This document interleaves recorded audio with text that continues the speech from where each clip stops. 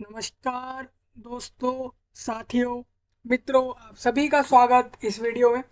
दोस्तों, इस वीडियो में मैं आपसे बात करूंगा उत्तर प्रदेश राज्य, जो कि इंडिया कंट्री का एक राज्य है उत्तर प्रदेश। वहाँ पर आपकी यूपीपीएससी की तरफ से गवर्नमेंट जॉब निकाली गई है, जो जॉब आपकी एडिशनल प्राइवेट सेक्रेटरी की रहेगी। तो उसी से रिलेटेड ये पूरा वीडियो होगा आपका, जिसके बारे में हम डिस्कस करेंगे। तो सबसे पहले आपको बताऊं, ये जैसा आप स्क्रीन पर देख पा रहे हैं, अब ये है क्या चीज़। जैसे यूपीपीएससी है क्या, तो यूपीपीएससी एक उत्तर प्रदेश का पब्लिक सर्विस कमीशन है। जैसा नाम के इंडिकेट कर रहा है आपको कि एक ऐसा कमीशन जो कि पब्लिक को देने वाले सर्विस से रिलेटेड जो भी डिपार्टमेंट्स है उत्तर प्रदेश के अंदर, उसके अंदर रिक्रूटमेंट कराता है। और ये आपका जो है कस्तूरबा गांधी मार्ग प्रयागराज के अंदर स्थित है इसका मेन ऑफिस। तो वहाँ से आपका ये नोटिफिकेशन निकाला गया है। तो जैसा कि मैं आपको दिखा दूँ, यहाँ पर लिखा हुआ है कि uppsc.up.nic.in। जैसा कि आप जानते हैं, उत्तर प्रदेश राज्य जो कि इंडिया कंट्री के अंदर है, उसके अंदर ये जो रिक्रूटमेंट निकाली गई है, ये टोटल जो है वो 328 लोगों के लिए निकाली गई है। यानी कि यहाँ पर ना कि एक दो या 10 या 100, यहाँ पर 328 ऐसे लोग रहेंगे जिसको ये जॉब मिलेगी, जो कि एडिशनल प्राइवेट सेक्रेटरी की जॉब रहेगी। अब देखिए, ये नाम जो आप इंडिकेट समझ रहे होंगे, तो ये जॉब आपका प्राइवेट नहीं होगा, ये जॉब गवर्नमेंट रहेगा। उस पोस्ट का नाम है ये कि एडिशनल प्राइवेट सेक्रेटरी, और ये आपका यूपी गवर्नमेंट के डिपार्टमेंट के अंदर ये जॉब निकाली गई है। अब मेन बात यहाँ पर ये आती है कि अब जैसा आप सोच रहे होंगे, अभी मेन डाउट यही रहेगा कि ऑल इंडिया वैकेंसी है या सिर्फ यूपी के लिए है। तो ये बात हम नोटिफिकेशन को पढ़ते हुए समझेंगे कि आपकी ये सिर्फ यूपी के कैंडिडेट के लिए ये जॉब है, या फिर अगर कोई कैंडिडेट जैसे दूसरा कोई भी राज्य, गोवा, केरला, कर्नाटका, मेघालय, मणिपुर, असम, त्रिपुरा, तेलंगाना, आंध्र प्रदेश, हिमाचल प्रदेश, अरुणाचल प्रदेश, राजस्थान, झारखंड, उड़ीसा जैसी जगहों के लिए भी है क्या, इस बात को हम जानेंगे। मेनली मतलब ये कहने का मतलब यही है कि पूरे इंडिया के लिए जॉब है या सिर्फ यूपी के लिए जॉब है, तो उसको भी हम डिस्कस कर लेंगे। तो बिना किसी देर के हम डायरेक्ट नोटिफिकेशन को डिस्कस कर लेते हैं। तो सबसे पहले आप देखिए, ये लिखा है एडिशनल प्राइवेट सेक्रेटरी एग्जामिनेशन 2023। इसमें बोला गया है कि आप जो है 19 सितंबर से लेके 19 अक्टूबर तक फॉर्म भर सकते हैं इस जॉब का। यानी कि पूरा एक महीने का समय रहेगा फॉर्म भरने का। साथ ही आप इसमें पेमेंट का समय भी सेम इतना ही रहेगा।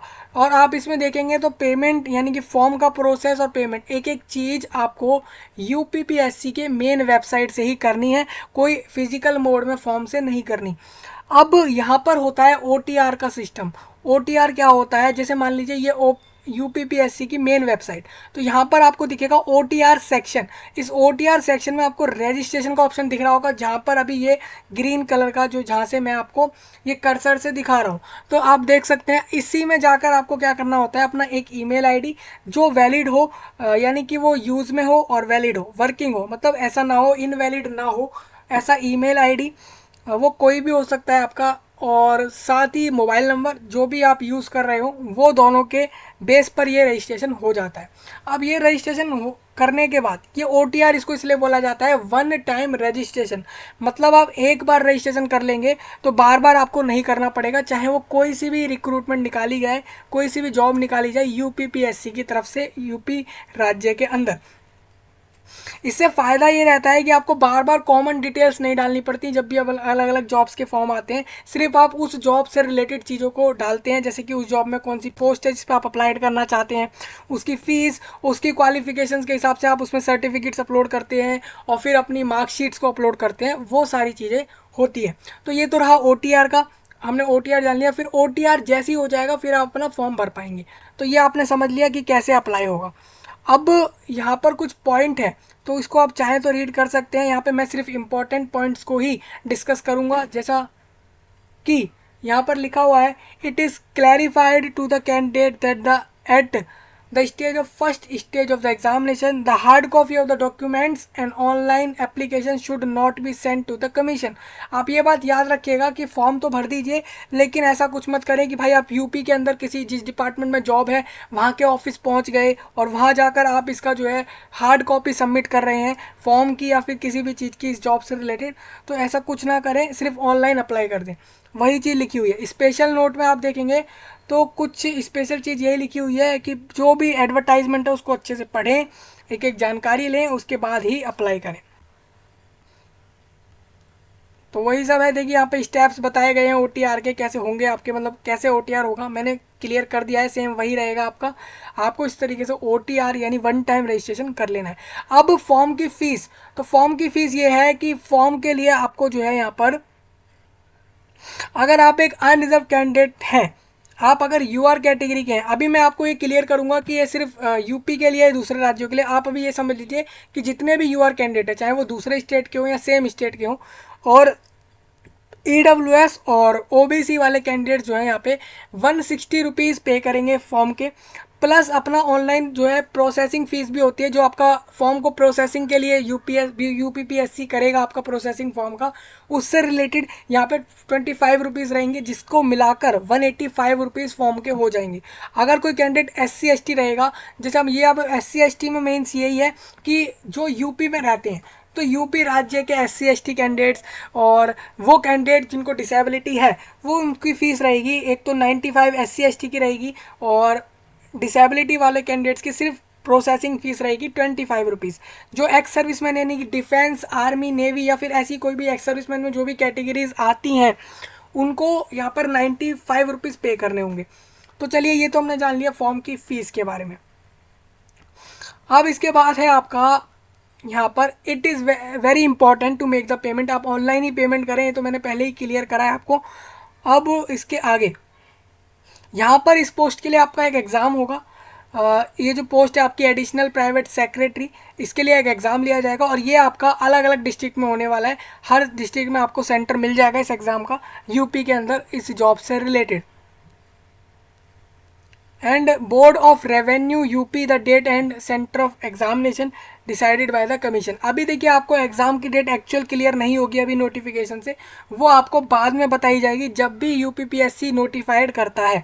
अब नंबर ऑफ वैकेंसी तो प्रेजेंटली यहाँ पर बोला गया है कि 328 है, यानी कि 328 वैकेंसियाँ टोटल है। सैलरी आपको बता देता हूँ, सैलरी से ये रहेगी आपकी 47,600 रुपये से लेके 1,51,100 रुपये के बीच में। तो ये आपकी पर मंथ होने वाली है, यानी कि आपको 47,600 रुपये से लेकर 1,51,100 रुपये के बीच में सैलरी होने वाली है। रिजर्वेशन की बात करें यहाँ पे, तो रिजर्वेशन सिर्फ किनके लिए रहेगा, SC ST, यूपी के SC ST के लिए, OBC और इकोनॉमिकली वीकर सेक्शन को भी, जो भी यूपी के होंगे स्पेशली, उनको ही मिलने वाला है, बाकी दूसरे स्टेट्स के कैंडिडेट को नहीं मिलेगा। तो चलिए, ये एक चीज़ क्लियर हुई है। अब नोट में कुछ लिखा है, ये हिंदी में कुछ लिखा हुआ है, ये दिव्यांग के लिए है, डिसेबिलिटी वाले कैंडिडेट्स के लिए है, तो वो अपना यहाँ पर रीड कर सकते हैं। अब यहाँ पर अब मैं ये बात करता हूँ, conditions of eligibility in case of emergency commission, short service commission officer for age relaxation only. अब एज रिलैक्सेशन आपको बताता हूँ मैं, अभी आपको एज क्लियर नहीं करी है इस जॉब की, जो इसकी जॉब की एज होने वाली है उसमें रिलैक्सेशन सिर्फ वहाँ के यूपी के रिजर्व कैंडिडेट्स को ही मिलेगा। अब यहाँ पर आप ऐसे जान लीजिए कि मैरिटल स्टेटस, जैसे मान लीजिए कोई मेल कैंडिडेट है जो कि मैरिड है और वो एक से ज़्यादा वाइफ के साथ रहता है, और या फिर फीमेल कैंडिडेट जो कि मैरिड है और एक person already having a wife, और वो उस पर्सन के साथ रहती है जिसकी पहले से ही वाइफ है, तो ऐसे में वो एलिजिबल नहीं है इस पोस्ट के लिए। अब एजुकेशनल क्वालिफिकेशन ये रहेगी कि लास्ट डेट जो फॉर्म की रहेगी तब तक कैंडिडेट की क्वालिफिकेशंस रहेंगी, और वो क्वालिफिकेशंस क्या है वो बताता हूँ मैं। जैसे आप देख रहे हैं कि एडिशनल प्राइवेट सेक्रेटरी की पोस्ट है, जो डिपार्टमेंट आपका यूपी सेक्रेटरीट रहेगा, और इसमें एकेडमिक क्वालिफिकेशन यही है कि must possess bachelor degree from a university by law in India, और a qualification recognized by the government as equivalent, must have a minimum speed of 80 words per minute in Hindi shorthand and a minimum speed of 25 words per minute, यानी कि WPM in Hindi type writing on computer के ऊपर आपको ये चीज़ें आनी चाहिए। जो WPM होता है, वर्ड पर मिनट टाइप करना, वो आपको बोला गया है। शॉर्ट हैंड जैसी चीज़ें पूछी जा रही हैं वो आनी चाहिए। बैचलर डिग्री आपके पास होनी चाहिए। अब वो किस फील्ड में होनी चाहिए वो यहाँ लिखा नहीं है, मेंशन नहीं है, यानी वो किसी भी फील्ड का हो सकता है। Must possess possess the knowledge of computer in accordance with certificate course in, आपके पास कंप्यूटर के अंदर CCC का सर्टिफिकेट हो, और ये सारी चीज़ें लिखी गई हैं। अब प्रेफरेंशियल क्वालिफिकेशन ये रहेगी कि served in the territorial army for a minimum, अगर मान लीजिए कोई ऐसा कैंडिडेट हो जो कि सर्व्ड हुआ हो टेरिटोरियल आर्मी में, जो कि कम से कम 2 साल के पीरियड के लिए, तो वो भी एलिजिबल रहेगा, और बाकी सारी चीज़ें यहाँ से आप देख सकते हैं। अब नेक्स्ट आपका आता है सेम यही पोस्ट एडिशनल प्राइवेट सेक्रेटरी, जो कि आपका यूपी पब्लिक सर्विस कमीशन, यानी कि सेम इस डिपार्टमेंट के लिए भी चाहिए, यानी यूपीपीएससी अपने खुद के डिपार्टमेंट के लिए भी इस पोस्ट पे रिक्रूटमेंट कर रहा है। तो इसमें भी सेम बैचलर डिग्री मांगी जाएगी, साथ में शॉर्ट हैंड के 80 वर्ड्स पर मिनट में होने चाहिए, 80 वर्ड्स यानी कि WPM, और ये आपके हिंदी शॉर्ट हैंड के अंदर होने चाहिए, और 25 वर्ड्स जो है वो हिंदी टाइप राइटिंग में होनी चाहिए। तो ये सारे आप देख सकते हैं। अब नेक्स्ट आपका है सेम यही पोस्ट बोर्ड ऑफ रेवेन्यू, जो कि उत्तर प्रदेश का है, उसके अंदर भी ये सेम पोस्ट रहेगा।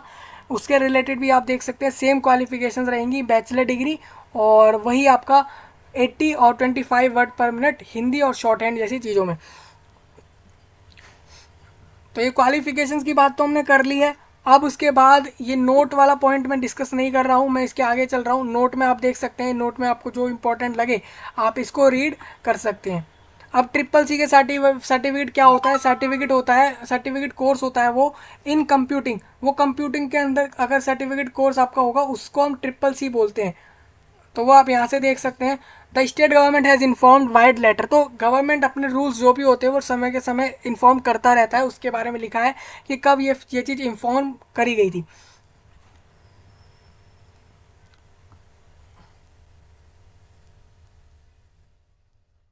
अब एज लिमिट आपको बता देता हूँ। एज लिमिट ये रहेगी कि 21 से लेके 40 ईयर के बीच वाले कैंडिडेट इस जॉब पे अप्लाई कर पाएंगे। जैसे कि आप देख रहे हैं यहाँ पे लिखा है 21 ईयर, और यहाँ पे लिखा है 40 ईयर्स, तो ये लिखा हुआ है। और ये आपका 1 जुलाई 2023 में आपकी अगर ऐसी एज हुई है, ये एज इसके बीच में कहीं आई है, तो आप अप्लाई कर सकते हैं।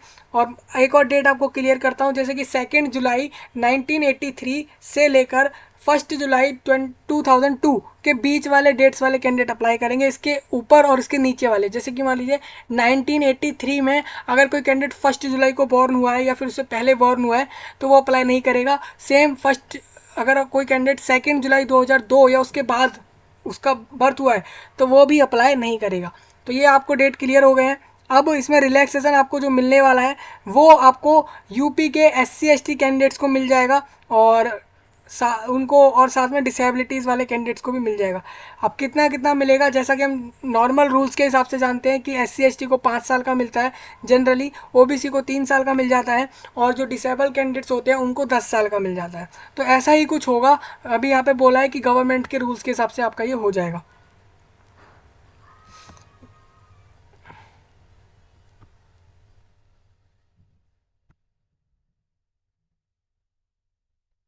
अब इसके आगे नेक्स्ट चीज़ को डिस्कस करते हैं।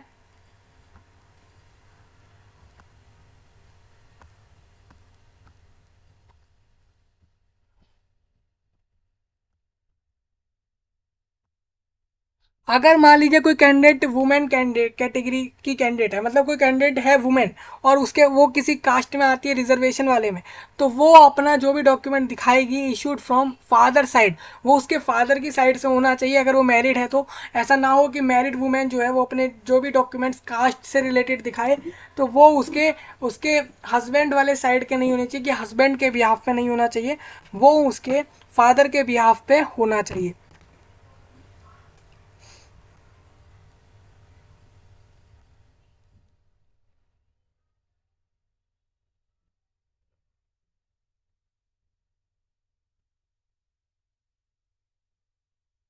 अब आपको बताता हूँ मैं कि लास्ट डेट क्या है फॉर्म की, वो भी मैं आपको क्लियर कर देता हूँ। जैसे कि मैंने आपको ऊपर बता दिया था, लास्ट डेट वही रहेगी 19 अक्टूबर। अब यहाँ पर आपका प्रीलिम्स एग्ज़ाम कहाँ कहाँ होगा वो बता देता हूँ। प्रीलिम्स एग्ज़ाम आपका उत्तर प्रदेश के प्रयागराज, लखनऊ, इन जगहों पर होगा।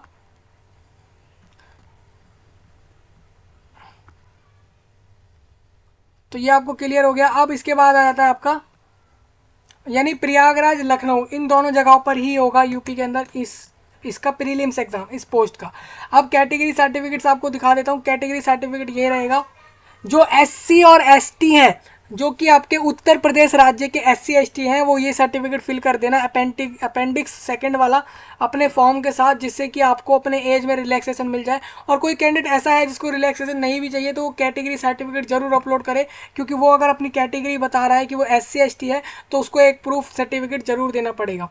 सेम अगर कोई कैंडिडेट अन्य पिछड़ा यानी अदर बैकवर्ड कास्ट से हैं और यूपी राज्य के निवासी हैं, वहाँ के रहने वाले हैं, तो वो ये वाला सर्टिफिकेट ज़रूर सबमिट करें अपने फॉर्म के साथ ही, फॉर्म जब आप अप्लाई कर रहे हो। और सेम बाकी आपका ये आर्थिक रूप से कमज़ोर यानी इकोनॉमिकली वीकर सेक्शन के लिए रहेगा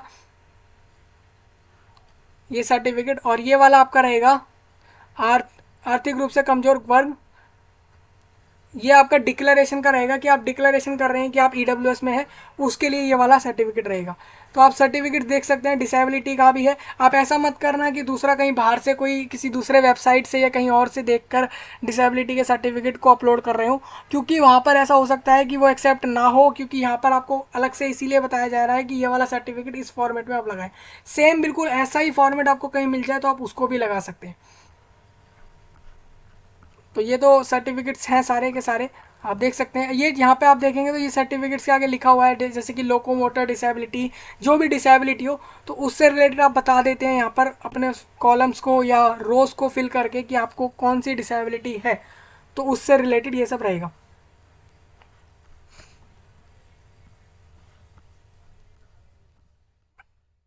तो आपको जो भी रिजर्वेशन वाले सर्टिफिकेट है वो यहाँ पर आपको जरूर देखने को मिल जाएंगे।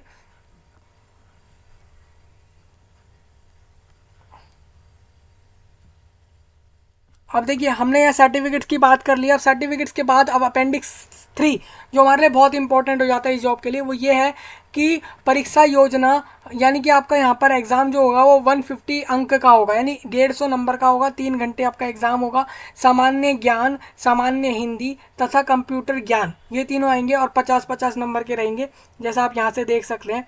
और कुल योग उपरोक्त प्रथम चरण की परीक्षा में आपके देखिए प्रीलिम्स एग्ज़ाम का ये सिलेबस है, पूरा पैटर्न है। प्रीलिम्स एग्ज़ाम में कितने लोग सिलेक्ट किए जाएंगे मेंस के लिए, वो मैं आपको बताता हूँ के अनुसार 15 टाइम्स जो हैं वो कैंडिडेट अभ्यर्थी सफल घोषित किए जाएंगे और सफल अभ्यर्थी द्वितीय चरण की परीक्षा में सम्मिलित होंगे। मान लीजिए यहाँ पर आपकी वैकेंसी जो दिखाई गई वो 328 है, यानी आप इसको 300 मान लीजिए अभी के लिए। तो आप अगर इसका 15 टाइम्स करेंगे तो ये आपका हो जाएगा 43,000 हो जाएगा 10 टाइम्स, और 15 टाइम्स इसका हो जाएगा 4,500। तो 4,500 से लगभग इससे ज़्यादा कैंडिडेट सिलेक्ट किए जाएंगे प्रीलिम्स में क्वालिफाइड। मान लीजिए कैंडिडेट बहुत सारे ऐसे हुए जो क्वालिफाइड हो गए, सिर्फ 15 टाइम्स सिलेक्ट होंगे। फिर वो जाएंगे नेक्स्ट लेवल में, फिर नेक्स्ट लेवल में भी आपके वहाँ पर कुछ ही कैंडिडेट को सिलेक्ट किया जाएगा। तो उसका आपको बताता हूँ क्या है। जैसा आप देख रहे हैं द्वितीय चरण जो होगा आपका, वो आपका होगा आशुलिपि टेस्ट होगा उसमें, और कंप्यूटर टाइप टेस्ट होगा उसमें। आपका 100 नंबर का एग्ज़ाम रहेगा, और वो एग्ज़ाम जो होगा आपका, वो जो 100 नंबर का एग्ज़ाम रहेगा उसमें आपका 1 आवर 30 मिनट आपको इस एग्ज़ाम को कंप्लीट करने के लिए मिल रहे होंगे। और इसमें भी आपको जो है आशुलिपि के हिंदी के लिए आपको यहाँ पर 75 मार्क्स का रहेगा, कंप्यूटर टाइप के 25 मार्क का रहेगा। और इसमें भी एक चीज़ बोला गया है, आपको मिनिमम क्वालिफाइंग मार्क्स इसमें लाने पड़ेंगे आगे जाने के लिए, सफल होंगे वही अभ्यर्थी तृतीय चरण की परीक्षा में सम्मिलित होंगे। मतलब कि जो कैंडिडेट दोनों एग्ज़ाम को पास कर लेते हैं, यानी प्रीलिम्स को और ये जो सेकंड वाला द्वितीय चरण वाला था इसको, उसके बाद ही वो तृतीय चरण में जाएंगी। अब कंप्यूटर प्रैक्टिकल प्रश्न पत्र जो रहेगा तृतीय चरण में, इसमें आपका 50 नंबर का होगा 1 घंटे का, और ये 50 मार्क्स टोटल कंप्यूटर प्रैक्टिकल रहेगा इसमें। और इसको पास करने वाला कैंडिडेट तीनों चरण की परीक्षा के अंकों को जोड़कर, तो फिर इसके बाद आपका सिलेक्शन हो जाएगा। तो सिंपल आपके 3 चरण के एग्जाम हो रहे हैं। अब आपको पहले चरण की जो परीक्षा हो रही है जिसमें आपका सामान्य ज्ञान, सामान्य हिंदी और कंप्यूटर ज्ञान आ रहा है, तो उसका खंड ए के अंदर सामान्य ज्ञान जो 50 अंक का है उसके अंदर आपका शब्द संक्षेप आएगा, और उसके अलावा यहाँ पर प्रसिद्ध पुस्तकें एवं उसके लेखक आएंगे। फिर इतिहास, प्राचीन और मध्यकालीन एवं आधुनिक भारत के संदर्भ में, और उसके अलावा फिर विज्ञान, भूगोल, उत्तर प्रदेश का और या फिर भारत से सम्मिलित पूरा भूगोल आ सकता है। यानी ज्योग्राफी सिर्फ यूपी का ही नहीं, पूरे इंडिया का आ सकता है। भारत का संविधान, खेल जगत, महत्वपूर्ण नगर, स्मारक एवं इमारतें भारत व उत्तर प्रदेश के संदर्भ में, और महत्वपूर्ण राष्ट्रीय एवं अंतर्राष्ट्रीय घटनाएं, अंक, गणित। अब देखिए गणित यहाँ पर सिर्फ मैथमेटिक्स 8th क्लास के लेवल की आएगी, उसके ऊपर इनकी नहीं आने वाली है। अब नेक्स्ट यहाँ पर ये है खंड बी। इसमें आपका सामान्य हिंदी आएगा, जिसमें आपका अपठित गद्यांश रहेगा और अपठित गद्यांश शीर्षक रहेगा, और साथ में पत्र और कार्यालयीय विभिन्न पत्रों का आलेखन, मुहावरे और उनका प्रयोग, अनेक शब्दों का एक शब्द, वाक्यों का शब्द शुद्धिकरण, और ये पर्यायवाची जैसी चीज़ें आएंगी। कंप्यूटर ज्ञान में आपकी बेसिक नॉलेज आ जाएगी, जैसे कि आपको विंडो सिस्टम प्लेटफॉर्म्स जो होते हैं डेस्कटॉप पे और लैपटॉप्स पे, वो आपको आते हो चलाना, with peripherals like printer, scanner, microphone, speaker के बारे में जनरल नॉलेज सारी हो उसके बारे में, वर्किंग नॉलेज हो उसकी, कैसे काम करते हैं हम अपने MS ऑफिस पर, और उसके पैकेजेस जैसे कि एक्सेल, पावर पॉइंट जैसी चीज़ें, और आपको वर्ल्ड वाइड वेब को चलाना आता हो, पॉपुलर वेबसाइट्स के बारे में पता हो, जैसे कि फॉर रेलवे के बारे में, रेलवे की वेबसाइट जो है उसके बारे में कुछ जानकारियाँ हो, air reservation, search engine like Google, information websites like Wikipedia etcetera.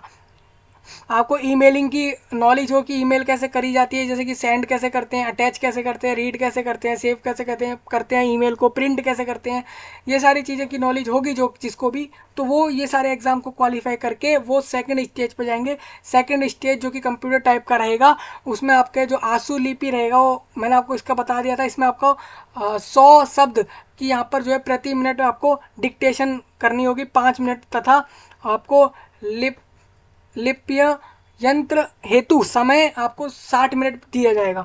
Same इसमें आप कंप्यूटर टाइप हिंदी में होगी जो 25 नंबर की होगी, केवल 5 मिनट में आपको ये चीज़ करनी है। उसके बाद तृतीय चरण के बारे में लिखा है, ईमेलिंग और बाकी सारी चीज़ें आप यहाँ से चेक कर पाएंगे।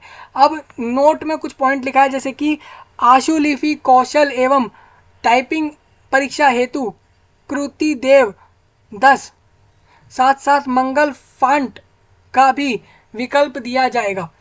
तो ये आपका कुछ इंपॉर्टेंट है, मतलब आपको वहाँ पे ऑप्शन दिए जाएंगे दो चीज़ों के बीच में।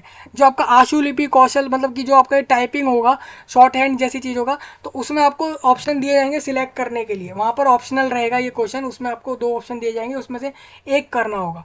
तो ये आप समझ गए, ये पूरा नोटिफिकेशन था जिसको डिस्कस कर लिया। अब देखिए यहाँ पे मैंने सैलरी बता दिया, सिलेबस बता दिया, पैटर्न बता दिया है, एलिजिबिलिटी बता दी है। अभी मेनली यहाँ पर ये है कि यूपी कैंडिडेट्स ही अप्लाई करेंगे या दूसरे बाहर के कैंडिडेट दूसरे स्टेट के भी अप्लाई कर सकते हैं, तो आप भी अप्लाई कर सकते हैं, क्योंकि यहाँ पर ये नहीं लिखा था कि सिर्फ यूपी कैंडिडेट अप्लाई करेंगे।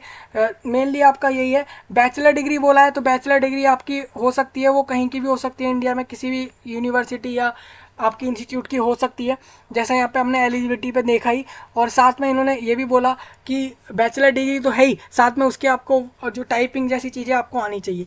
अगर इतनी तो नॉर्मली हर कैंडिडेट को आती है, चाहे वो यूपी का हो, चाहे वो हरियाणा, राजस्थान, पंजाब और उड़ीसा, मध्य प्रदेश, मेघालय, मणिपुर या किसी भी राज्य का हो। तो अगर ये चीज़ आपके एलिजिबल है तो आप अप्लाई कर सकते हैं। और रही बात इसके फॉर्म की और एक एक चीज़ के लिंक की, वो आपको वीडियो के सही नीचे दिख रही होगी। तो ये मैंने बात कर ली। अब देखिए ये आपकी मेन, आपका अप्लाई करने का मेन जो है स्क्रीन है। अब इसमें आप देखेंगे तो यहाँ पर आपको दिखेगा अप्लाई करके, यहाँ पे ऑप्शन दिखेगा सेम इसी पे जो मैंने अभी ग्रीन करा हुआ है, मतलब मैं इसी पे अभी बात कर रहा हूँ। तो इसमें आप देखेंगे तो नेक्स्ट यहाँ पे आपको वैकेंसियों के नंबर दिख रहे हैं, और यहाँ पर ही आपको सैलरी भी दिख रही है जो मैंने अभी क्लियर करी है, और पोस्ट का नाम लिखा है। तो यहाँ पर साथ में आपको यहाँ पे दिखेगा ऑथेंटिकेट विद OTR, ये ऑप्शन आपको दिख रहा होगा, इसको ही क्लिक करना है और फिर अपना OTR प्रोसेस करके फॉर्म अप्लाई कर देना है। तो ये पूरा नोटिफिकेशन डिस्कस हुआ है, और बस यही था, आप अप्लाई करें। मैं आपसे मिलता हूँ नई वीडियो में, तब तक के लिए आप सभी का धन्यवाद।